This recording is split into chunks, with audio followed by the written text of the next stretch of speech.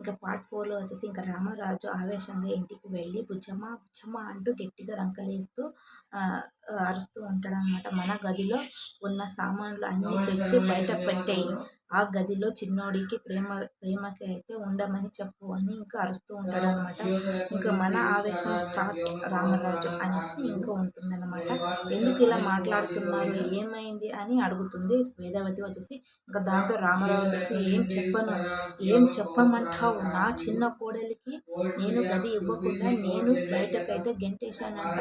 ఆ సేనాధిపతి గాడు నోటికొచ్చినట్లుగా అయితే తిడుతూ ఉన్నారు, నోటికొచ్చినట్లు అదుపు లేకుండా మాట్లాడుతూ ఉన్నారు.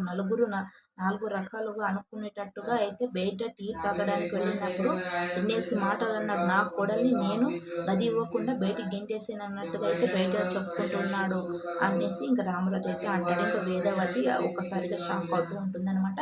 నెక్స్ట్ ఎపిసోడ్లో కలుద్దాం. బాయ్.